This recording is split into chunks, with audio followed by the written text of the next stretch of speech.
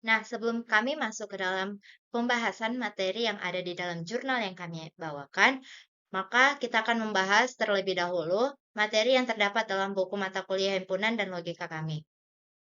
Yang pertama adalah himpunan ekuivalen. Nah, kita harus mengetahui terlebih dahulu definisi dari himpunan ekuivalennya. Dua himpunan dikatakan ekuivalen apabila jumlah anggota kedua himpunan itu sama, tetapi bendanya ada yang tidak sama. Contohnya, jika himpunan P, A, I, U, P, O, dan himpunan Q 1, 2, 3, 4, dan 5. Kedua himpunan P dan Q anggota-anggotanya tidak sama, tetapi jumlah anggotanya sama.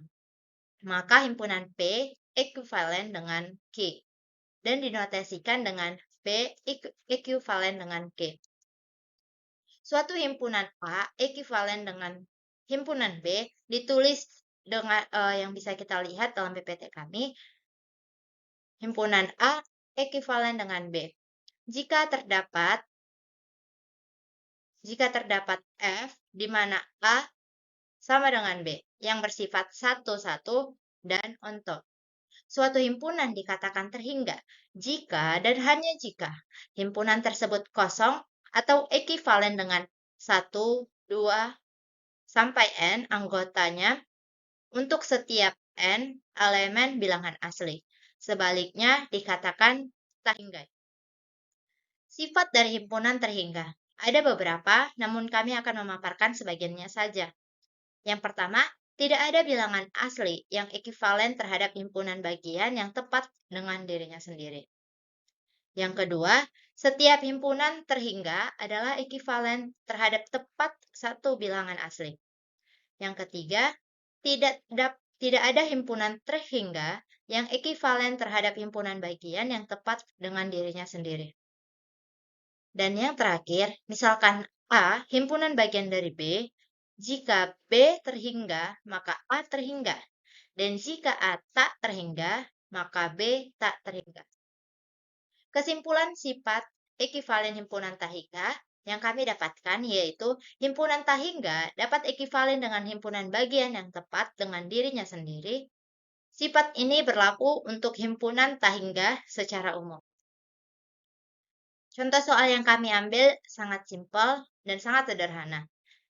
Misalkan diketahui jika himpunan P sama dengan 1, 2, 3, dan 4, himpunan Q sama dengan 3, 4, 5, dan 6, dan himpunan R sama dengan 4, 5, 6, 7. Maka P iris Q iris R adalah karena kardinalitas atau jumlah elemen yang terdapat dalam setiap himpunan sama, yaitu berjumlah 4, maka P iris Q iris R adalah 4. Nah, contoh soal kami ini adalah contoh yang sangat sederhana yang kami ambil untuk himpunan ekuivalen. Selanjutnya akan dilanjutkan oleh teman saya, Rizky Rafija Panjaitan. Ketika diskrit mengenai masalah tentang himpunan. Dalam kesempatan ini saya akan sharing sedikit mengenai tentang masalah himpunan denumerabel. Himpunan denumerabel yaitu jika sebuah himpunan ekuivalen dengan himpunan N, yaitu himpunan bilangan asli, maka himpunan tersebut disebut denumerabel. Kardinalitas dari himpunan tersebut disebut sebagai kardinalitas A. Himpunan semua bilangan genap positif merupakan himpunan denumerabel karena memiliki korespondensi 1-1 antara himpunan tersebut dengan himpunan bilangan asli yang dinyatakan oleh 2N, yaitu A beranggotakan 2, 4, 6, 8, dan seterusnya. Himpunan berhingga. Jika sebuah himpunan memiliki kardinalitas yang kurang dari kardinalitas A, maka himpunan tersebut adalah himpunan berhingga. Himpunan tercacah. Himpunan disebut tercacah jika himpunan tersebut adalah berhingga atau denumerabel. Dan berikut contoh cara menentukan himpunan berhingga. Untuk menentukan suatu himpunan dalam keadaan berhingga atau kita anggap suatu himpunan tersebut nilainya berhingga, maka kita harus paham dulu apa itu yang dimaksud dengan berhingga. Berhingga itu artinya terdefinisi atau terlihat akhirnya. Misalnya A beranggotakan 1, 2, 3, 4, dan seterusnya sampai ditutup oleh angka 7. Himpunan bilangan A di atas adalah himpunan bilangan yang berhingga karena terlihat dari akhir bilangan dari himpunan bilangannya. Dan contohnya lagi cara menentukan bilangan tercacah. Bilangan cacah tidak ada yang negatif, jadi bilangan cacah adalah 0, 1, 2, 3, 4, 5, dan seterusnya. Teorema Schroeder-Bernstein. Pentingnya teorema dalam kardinalitas yang berkaitan dengan ukuran relatif dari dua himpunan tak hingga. Definisinya adalah kardinalitas memberikan ukuran relatif dari ukuran dua himpunan, di mana satu himpunan dapat memiliki ukuran yang lebih besar daripada himpunan lainnya. Dalam konteks ini, kardinalitas dapat digunakan untuk menentukan apakah suatu himpunan memiliki ukuran yang lebih kecil daripada himpunan lainnya. Contohnya, jika ada fungsi 1 dari A ke B, kardinalitas A adalah kurang dari atau sama dengan kardinalitas B, dan dapat ditulis kardinalitas A lebih kecil sama dengan kardinalitas B. Jika kardinalitas A lebih kecil sama dengan kardinalitas B, dan A dan B memiliki kardinalitas yang berbeda, maka dikatakan bahwa kardinalitas A kurang dari kardinalitas B. Dapat ditulis kardinalitas A lebih kecil dari kardinalitas B. Teorema Schroeder-Bernstein. Jika A dan B adalah himpunan dengan kardinalitas A lebih kecil sama dengan kardinalitas B dan kardinalitas B lebih kecil sama dengan kardinalitas A, maka kardinalitas A sama dengan kardinalitas B. Dengan kata lain, jika ada fungsi 1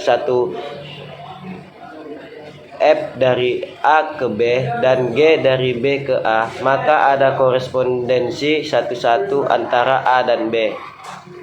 Salah satu cara untuk memvisualisasikannya adalah dengan menganggap A dan B sebagai himpunan yang berbeda, dan kemudian kita mengirimkan elemen yang berbeda dalam satu himpunan, dua elemen yang berbeda dalam himpunan yang terpisah, sehingga dalam diagram ini kita mempunyai himpunan di sebelah kiri dan himpunan di sebelah kanan, dan kemudian panah merah mewakili injeksi dari himpunan kiri, himpunan A, sedangkan panah biru mewakili injeksi dari himpunan kanan, himpunan B.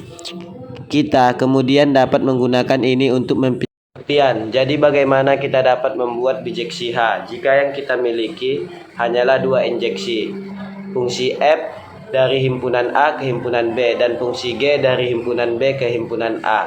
Mari kita lihat kemungkinan kasus yang mungkin kita hadapi jika kita memulai dengan beberapa elemen A sub 0 di A.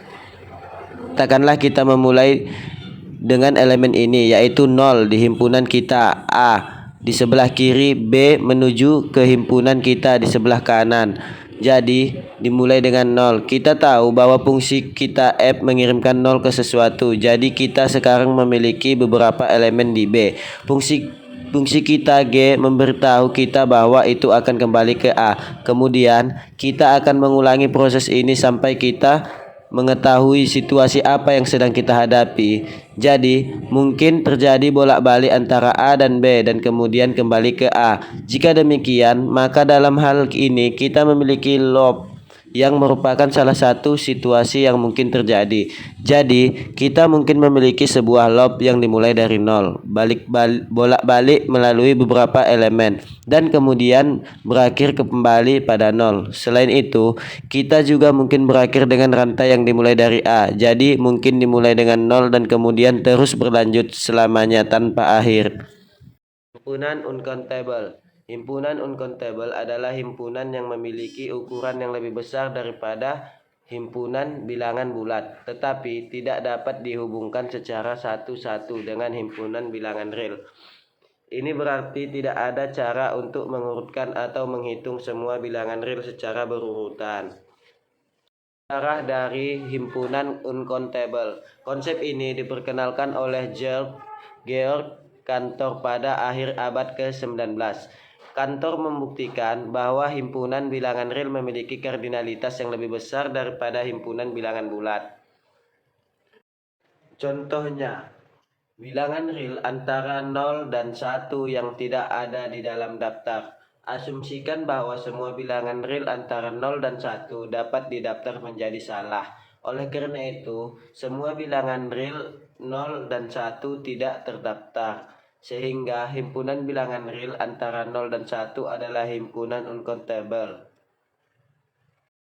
Baik, selanjutnya materi kami akan dilanjutkan oleh teman saya Maharani Renika Putri. Langsung saja masuk ke materi saya, yaitu fungsi uncomputable. Sekarang kami akan menjelaskan aplikasi penting dari konsep bagian ini untuk ilmu komputer. Secara khusus, kami akan menunjukkan bahwa ada fungsi yang nilainya tidak dapat dihitung oleh program komputer manapun. Dapat didefinisikan, suatu fungsi dikatakan computable jika ada program komputer yang dalam bahasa pemrograman menemukan nilai-nilai fungsi ini. Jika fungsi tidak memenuhi computable, maka dikatakan fungsi itu adalah uncomputable. Untuk menjelaskan bahwa ada fungsi uncomputable, perlu ditetapkan dua hal. Pertama, perlu ditunjukkan bahwa himpunan pemrograman komputer dalam bahasa pemrograman tertentu countable. Hal ini dapat dikatakan dengan mencatat bahwa program komputer dalam bahasa tertentu dapat dianggap sebagai string karakter atau alfabet. String karakter dan alfabet yang terhingga. Selanjutnya akan ditunjukkan bahwa ada banyak fungsi uncomputable yang berbeda dari himpunan tak hingga countable tertentu kepada dirinya sendiri. Secara khusus menunjukkan bahwa himpunan fungsi dari himpunan bilangan bulat positif ke dirinya sendiri adalah uncountable. Ini adalah akibat dari uncomputablean dari bilangan real antara 0 dan 1. Letakkan dua hasil ini bersama-sama untuk menunjukkan bahwa ada fungsi uncomputable. Anak panah bergerak karena dilepaskan dari busur. Pada waktu tertentu, diam maupun tidak diam. Apabila waktu tidak dapat dibagi, panah tidak akan bergerak. Apabila waktu kemudian dibagi, tetapi waktu juga tersusun dari setiap atau satuan saat. Jadi, panah tidak dapat bergerak pada suatu saat tertentu. Tidak dapat bergerak pula pada waktu. Oleh karena itu, anak panah selalu diam. Gerakan orang-orang berurutan. Paradoks tentang gerakan orang berurutan. Urutan A yang diam diperbandingkan dengan urutan bergerak dari dua arah yang berlawanan B. Urutan orang yang bergerak ke kiri dan C. Urutan orang duduk yang bergerak ke kanan. Paradoks ini dapat digambarkan sebagai berikut. Urutan A, B, dan C terletak rapi baris dan kolom sama. Gerakan dimulai dengan kecepatan sama. Urutan B melewat dan urutan C bergerak. Urutan B paling kiri melewati dua orang, C paling kiri, dan A paling kiri. Jarak B paling kiri dengan C paling kiri adalah 2 kali jarak B paling kiri dengan A paling kiri dengan waktu yang sama. Contoh, Zeno mempertanyakan mengapa dengan waktu yang sama dan kecepatan sama ada perbedaan jarak yang ditempuh.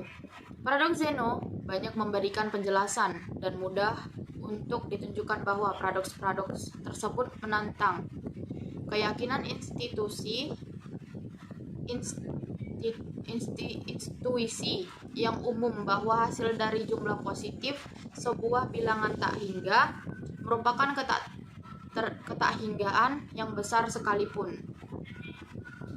Jumlah yang lainnya sangat kecil. Dan hasil dari sebuah bilangan hingga atau sebuah bilangan tak hingga dalam jumlah pada dimensi 0 adalah 0.